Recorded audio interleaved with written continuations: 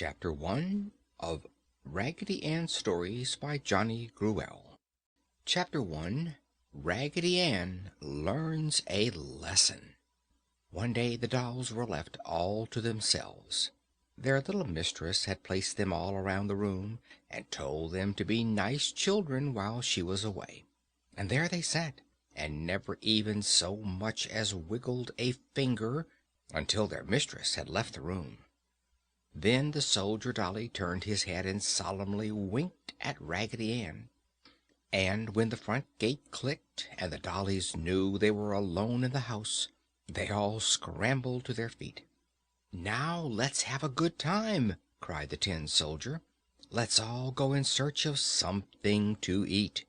"Yay! Let's all go in search of something to eat!" cried all the other dollies.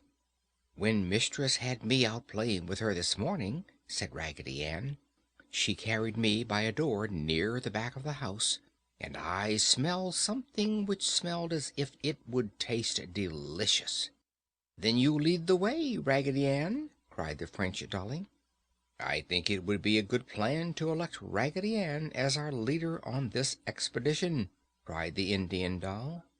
At this all the other dolls clapped their hands together and shouted, "Hurrah! Raggedy Ann will be our leader!" So Raggedy Ann, very proud indeed to have the confidence and love of all the other dollies, said that she would be very glad to be their leader. "Follow me!" she cried as her wobbly legs carried her across the floor at a lively pace. The other dollies followed, racing about the house until they came to the pantry door. "This is the place!" cried Raggedy Ann, and sure enough, all the dollies smelled something which they knew must be very good to eat. But none of the dollies was tall enough to open the door, and although they pushed and pulled with all their might, the door remained tightly closed. The dollies were talking and pulling and pushing, and every once in a while one would fall over, and the others would step on her in their efforts to open the door. Finally, Raggedy Ann drew away from the others and sat down on the floor. When the other dollies discovered Raggedy Ann sitting there, running her rag hands through her yarn hair, they knew she was thinking. "Shh! Shh!" they said to each other, and quietly went over near Raggedy Ann and sat down in front of her. "There must be a way to get inside," said Raggedy Ann. "Raggedy Ann says there must be a way to get inside," cried all the dolls. "I can't seem to think clearly today," said Raggedy Ann. "It feels as if my head were ripped." At this, the French doll ran to Raggedy Ann and took off her bonnet. "Yes, there is a rip in your head, Raggedy," she said, and pulled a pin from her skirt and pinned up Raggedy's head. "It's not a very neat job, for I got some puckers in it," she said. "Oh, that is ever so much better!" cried Raggedy Ann. "Now I can think quite clearly." "Now Raggedy can think quite clearly!" cried all the dolls. "My thoughts must have leaked out the rip before," said Raggedy Ann. "They must have leaked out before, dear Raggedy!" cried all the other dolls. "Now that I can think so clearly," said Raggedy Ann, "I think the door must be locked, and to get in we must unlock it." "That will be easy," said the Dutch doll, who says "Mama" when he is tipped backward and forward, "for we will have the brave tin soldier shoot the key out of the lock." "I can easily do that," cried the tin soldier as he raised his gun. "Oh, Raggedy Ann!" cried the French dolly. "Please do not let him shoot." "No," said Raggedy Ann, "we must think of a quieter way." After thinking quite hard for a moment, Raggedy Ann jumped up and said, "I have it!" And she caught up the jumping Jack and held him up to the door. Then Jack slid his stick and unlocked the door. Then the dollies all pushed and the door swung open. My, such a scramble! The dolls piled over one another in their desire to be first at the goodies. They swarmed upon the pantry shelves, and in their eagerness spilled a pitcher of cream which ran all over the French dolly's dress. The Indian doll found some corn bread, and dipping it in the molasses, he sat down for a good feast. A jar of raspberry jam was overturned, and the dollies ate of this until their faces were all purple. The tin soldier fell from the shelf 3 times and bent one of his 10 legs, but he scrambled right back up again. Never had the dollies had so much fun and excitement, and they all had eaten their fill when they heard the click of the front gate. They did not take time to climb from the shelves, but all rolled or jumped off the floor and scrambled back to their room as fast as they could run, leaving a trail of bread crumbs and jam along the way. Just as their mistress came into the room, the dolls dropped in whatever positions they happened to be in. "This is funny!" cried mistress. "They were all left sitting in their places around the room.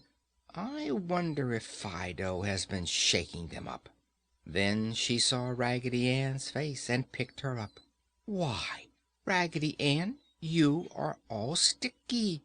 I do believe you are covered with jam." And mistress tasted Raggedy Ann's hand. "Yes, it's jam! Shame on you, Raggedy Ann! You've been in the pantry, and all the others too." And with this the doll's mistress dropped Raggedy Ann on the floor and left the room.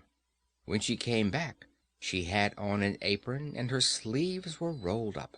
She picked up all the sticky dolls, and putting them in a basket, she carried them out under the apple tree in the garden.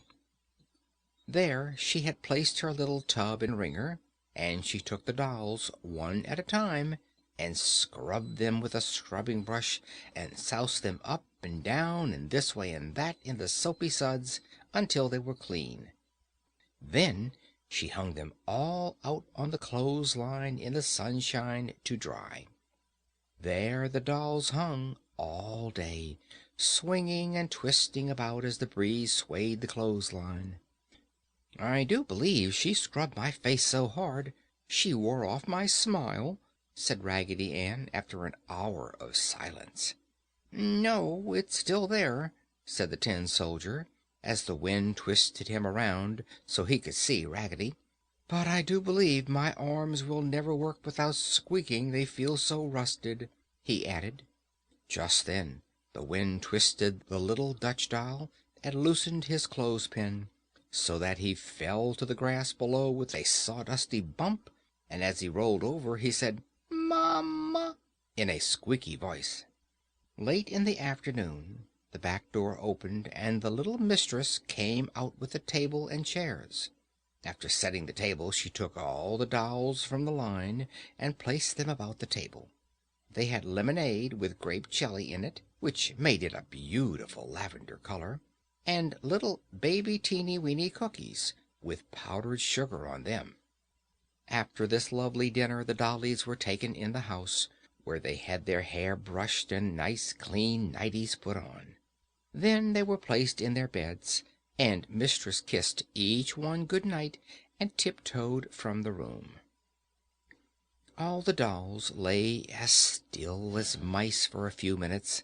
Then Raggedy Ann raised up on her cotton-stuffed elbows and said, "I have been thinking." "Shh!" said all the other dollies. "Raggedy Ann has been thinking."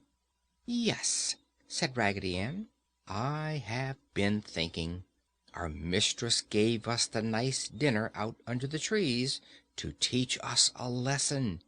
She wished us to know that we could have had all the goodies we wished whenever we wished, if we had behaved ourselves. And our lesson was that we must never take without asking what we could always have for the asking. So let us remember and try never again to do anything which might cause those who love us any unhappiness." "Let us all remember," chimed all the other dollies. And Raggedy Ann, with a merry twinkle in her shoe-button eyes, lay back in her little bed, her cotton head filled with thoughts of love and happiness. End of chapter 1. Raggedy Ann learns a lesson.